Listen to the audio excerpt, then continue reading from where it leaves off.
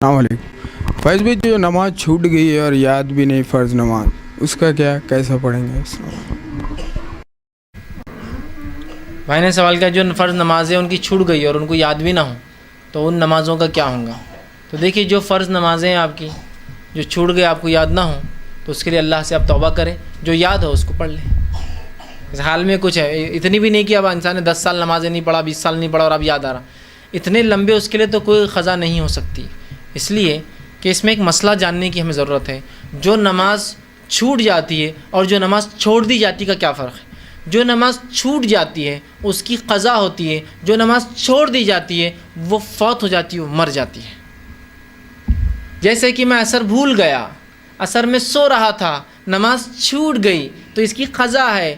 جو نماز چھوڑ دی گئی، عصر کا وقت ہو رہا، چلو نا، ارے پڑھ لیں گے یار بعد میں دیکھیں گے، اور مغرب آ گئی تو عصر آٹومیٹیکلی ڈیڈ ہو گئی، وہ مر گئی، اس کی فوت ہو گئی اس کی، چونکہ آپ نے جان مجھ کے فریضہ چھوڑا۔ تو جو نماز چھوٹ جاتی ہے اس کی قضا ہے، جو نماز چھوڑ دی جاتی ہے اس کی قضا نہیں ہوتی۔ تو لہٰذا 20 سال تک چھوڑ دیا ہم نے نماز کو، 10 سال تک اب اتنے کثیر نماز پڑھ سکتے ہیں کیا؟ اب اس کے چکر میں آنے والی زندگی کی نمازیں بھی چلے جائیں گی۔ تو لہٰذا اللہ سے توبہ کرے کہ اللہ ہم سے خطا ہوئی، معافی مانگے، یہی حل ہے۔ اس کے لیے کوئی قضائے عمری نماز نہیں ہوتی۔ لوگوں نے ایک نیا نکالا، ٹھیک ہے، میں اس کو بولتا ہوں، ہمارے اپنی زبان میں پدو بولتا ہوں۔ پدو سمجھتے نا؟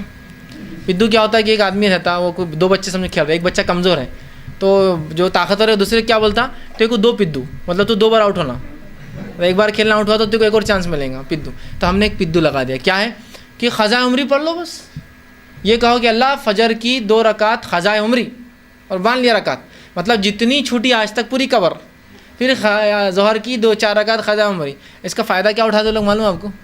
بس ایک رات آتی 27 کو، معراج بولتے ہیں جس کو، 27 اور جب کھڑے ہوتے اور ٹھکا ٹھک 17 رکعت ٹھوک دیتے، ہے نا؟ 2 رکعت فجر کی، 4 رکعت ظہر کی، 4 رکعت عصر کی، 3 رکعت مغرب کی، 4 عشاء کی، 17 رکعتیں ہوتی ہے بس بولتے ہیں۔ اور آپ کوئی نماز کی ضرورت نہیں، اگلے بار دیکھیں گے اگلے سال کہ تو قضائے عمری پڑھ لیا نا تو پچھلا پورا کوریج ہو گیا۔ اگر اتنا آسان ہوتا تو بلال کو اتنی تکلیف اٹھانے کی ضرورت ہی نہیں تھی، اسلام کا بولنا، اس پہ عمل کرنا، آرام سے بولتے قضائے عمری پڑھ لیں گے، اپنے ایک ٹائم آئے گا، اسلام جو غلبہ پائیں گا دیکھا جائیں گے سب۔ کیوں اتنی تکلیف اٹھانا؟ کیوں اللہ کے رسول تکلیف اٹھا رہے؟ کیوں صحابہ تکلیف اٹھا رہے ہیں اتنی نماز کے لیے؟ کیوں جد و جہد ہو رہی ہے ان کی کہ جس زمین پہ ان کو نماز نہیں پڑھنے دیا جا رہا تو وہ اس کے لیے کوشش کر رہے ہیں۔ آسان کام تھا نا، قضائے عمری تو کتنا آسان ہے، کہیں بھی کبھی بھی ہو سکتی ہے آسانی سے۔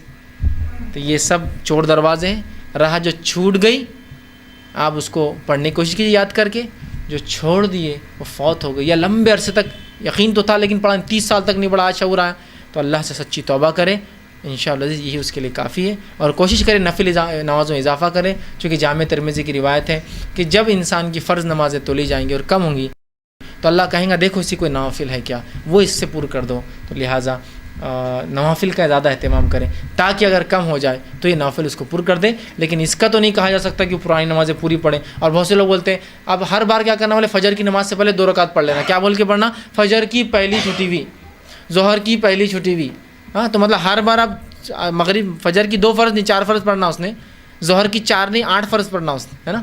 یہ کون سا اصول ہے؟ مجھے نہیں سمجھ میں آ رہا یہ طریقہ کہاں سے لایا گیا ہے نا۔ ایسا کہہ کر تو آپ چھوٹ دے رہے کہ مہینہ بھر نماز مت پڑھو اور اگلے مہینہ ڈبل پڑھ کے کور کر دو اس کو۔